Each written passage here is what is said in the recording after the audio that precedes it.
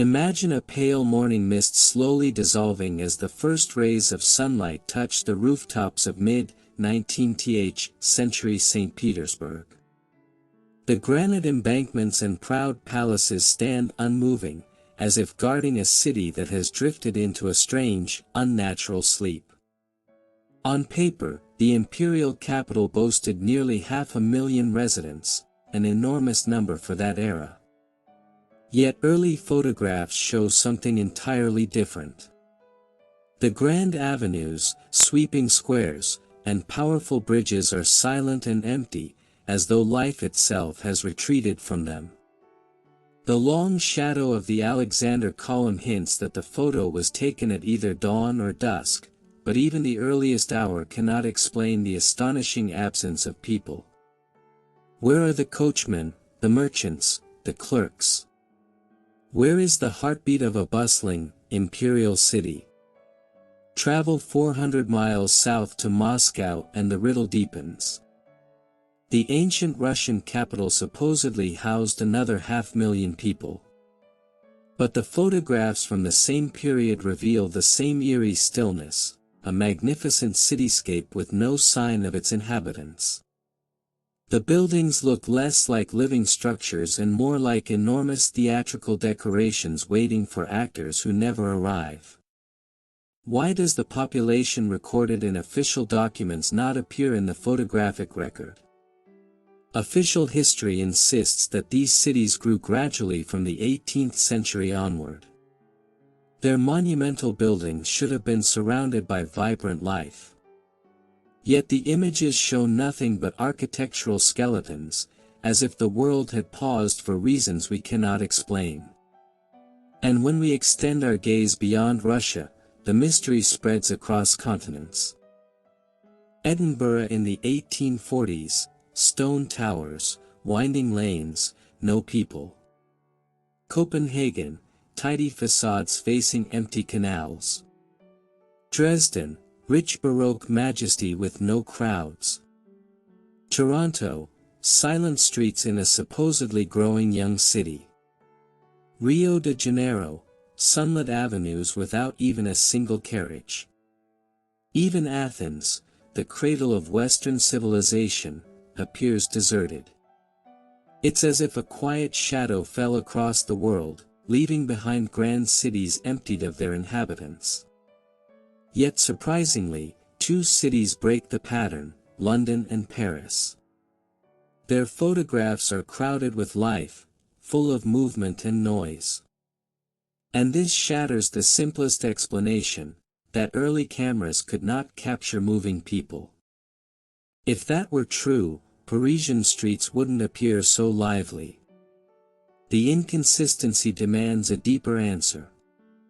Decades later, people finally begin appearing in photographs of these quiet cities. But instead of solving the puzzle, this introduces a new contradiction, one even harder to rationalize. The people look small, poor, almost primitive compared to the astonishing architecture around them. They travel in crude carts along unpaved, muddy streets. Their clothing is simple, their tools basic. And yet they are placed next to buildings of impossible grandeur, cathedrals with flawless geometry, arches with mathematically perfect sculpted ceilings, colossal monuments carved with crisp detail. How could a society that struggled to maintain proper roads have built structures that challenge even modern engineering? Take the Arc de Triomphe in Paris. Nearly 100,000 tons of stone shaped into perfect symmetry. According to official dates, it was completed decades before electric tools existed. The logistics alone, the transport of millions of kilograms of stone using weak carts on messy roads, seem beyond realistic possibility. And photographs taken decades after completion show weathering so advanced that the monument appears centuries older than claimed. Or St. Basil's Cathedral in Moscow, built in the 1500s with twisted iron domes and perfect patterns, despite surrounding infrastructure that was little more than muddy ground.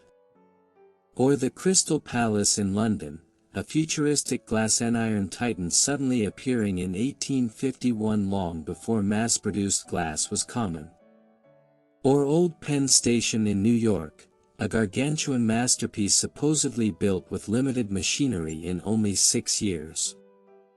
These structures feel less like creations of the societies that occupied them, and more like relics inherited from a civilization with knowledge far beyond theirs. Historians label this architectural brilliance historicism, mere imitation. But how can imitations surpass the originals?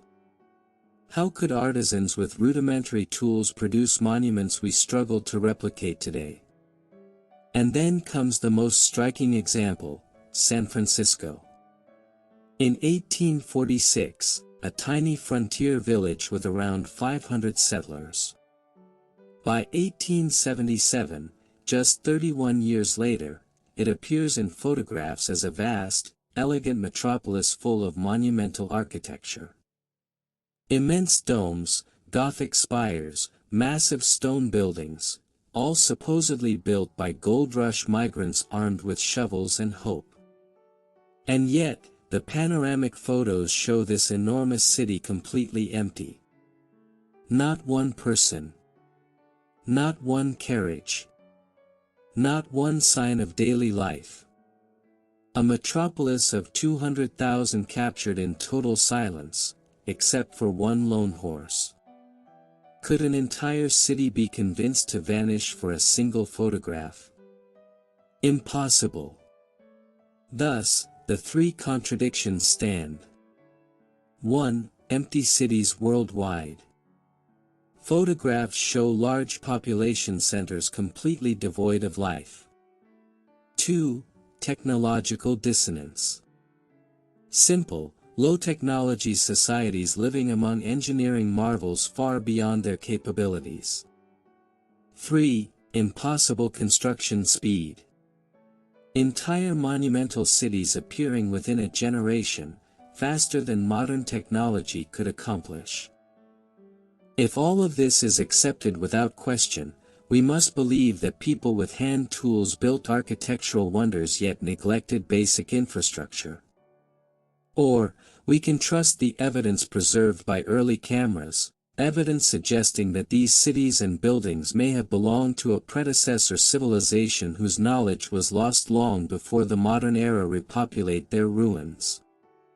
And that leads to the final question, a question untouched by official history.